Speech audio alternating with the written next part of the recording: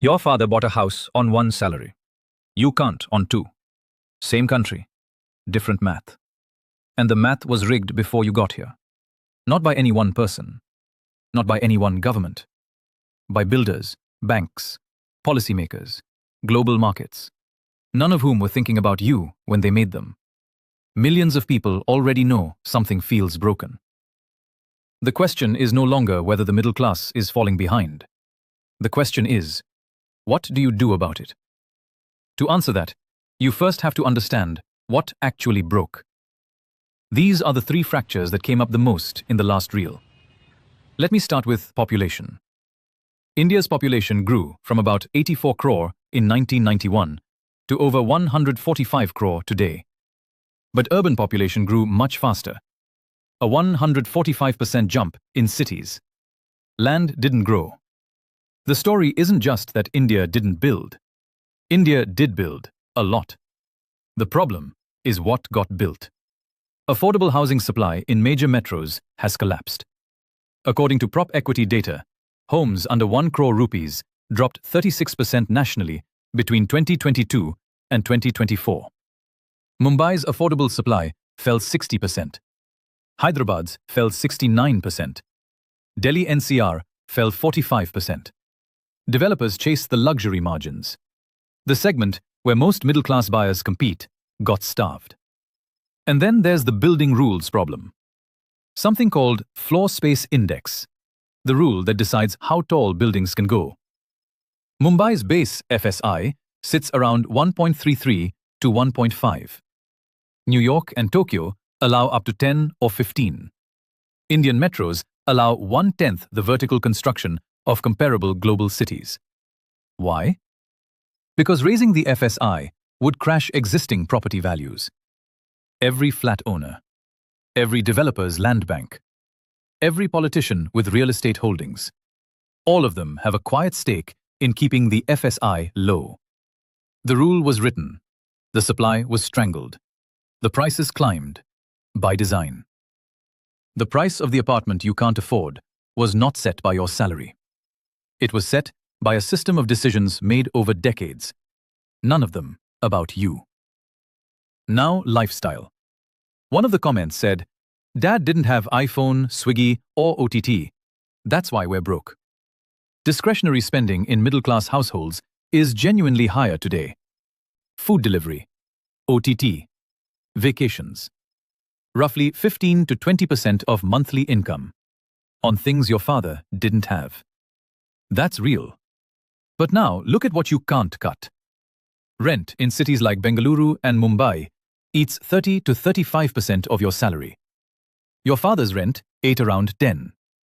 School fees that cost him 500 rupees now cost you 20 to 25,000. Health insurance premiums went up 15% in 2024 alone. You cancel the iPhone EMI. You delete OTT.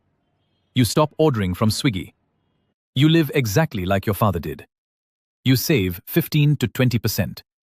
Meanwhile, the rent went up. The school fees went up. The hospital bill came. You cancelled the Swiggy. The system raised the rent. You went backwards. That's not a lifestyle problem. That's a system problem. You can be financially disciplined and still be falling behind. That doesn't mean you're failing. It means the system moved while you were running. Now the comment that got nearly 1,000 likes. The biggest reason nobody mentions: birth of housing finance companies. That comment is right. HDFC was founded in 1977. For 14 years, nothing dramatic happened. Then 1991 arrived. India opened its economy. Private banks scaled. Housing finance went from a quiet sector to the backbone of middle-class life.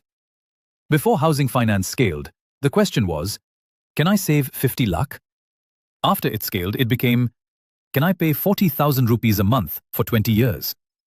When everyone can suddenly access 20-year loans, sellers stop pricing houses against your savings. They price against your EMI ceiling. Home loan tenures went from 7 years in 1990 to 20 to 30 years today. You're not buying a house. You're renting money from a bank for decades of your life. Household debt rose from 26% of GDP in 2015 to 42% by 2024. We're not getting richer. And here's the number that puts everything in perspective. The top 10% of Indians earn 58% of the country's income. The bottom 50% earns just 15%. The top 1% holds 40% of all wealth. The bottom 50% holds 6%. This isn't poverty. This is divergence. The pie got bigger. Your slice got thinner. Your father retired with savings, a house, a pension. You're working twice as many hours, earning more, and you can't see how to get there from here. That's not a feeling. That's the math. Now you know how 3 of the biggest pieces broke. Here's what to do about it. Starting today, the 3 moves I'm about to give you are different from everything else you've heard. They use skills and money you already have. They compound over 20 to 30 years. Not tips, not hacks. Structural repositioning. Income diversification. The middle-class trap is dependence on one salary, one job, one layoff away from collapse. The people repositioning themselves aren't quitting their jobs. They're packaging their existing skills differently. A back-end developer earning 40,000 a month can earn 15 to 25,000 in 2 weekends of freelance work. Same brain, different buyer. Not startups, not entrepreneurship speeches. 1 day a week, one skill, one buyer. You've heard this before. Maybe you saved the reel.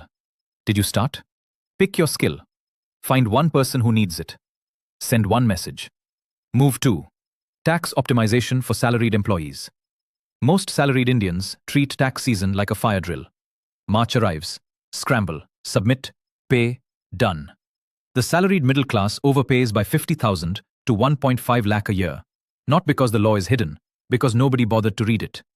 India has 2 tax regimes, old and new. You pick one every year, and the choice changes everything. New regime, simpler, lower rates, almost no deductions. But if your taxable income is under 12 lakh, you pay 0 tax. Old regime, paperwork heavy but powerful. HRA, ATC, ATD, LTA, NPS, home loan interest. Stack them right and you save significantly. If you live in a rented metro flat, have a home loan, pay parents' health insurance, old regime wins. Pick wrong. You overpay by up to 1.5 lakh in a single year. 2 conversations. First, your HR. Ask which regime you're on. Ask if you can switch. Second, a CA who handles salaried employees. Not your office colleague who once heard something. The reason this works is the same reason the housing trap works. Most people don't bother to read the architecture. They just live inside it. Read it, then optimize. Move 3. Asset allocation. Indian households hold most wealth in real estate and gold. These require crores to enter. Can't be partially liquidated. Generate no cash flow unless rented. 10,000 rupees a month in an index fund SIP grows to roughly 1 crore in 20 years. The same amount in a savings account gives you 35 lakh. Difference? 65 lakh rupees. Same money, different placement. Your father held physical assets because mutual funds barely existed.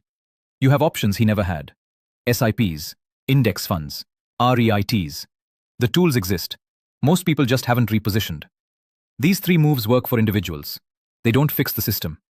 Real fixes, FSI reform, speculation taxes, healthcare price controls, are generational fights. They will take 10 to 20 years. You don't have 10 to 20 years. These moves are not the revolution. They are the strategy until the revolution becomes possible. If anyone tells you there's a simple solution to a structural problem, they're either selling something or they haven't thought about it long enough. The math was rigged before you got here. You did not write the FSI rules. You did not build the housing finance industry. You did not set the urban population at 535 million. You inherited a system built without you in mind. Now you know how it was built. Now you know what to do about it. This is the inside ledger. We go where the data takes us, not where it's comfortable.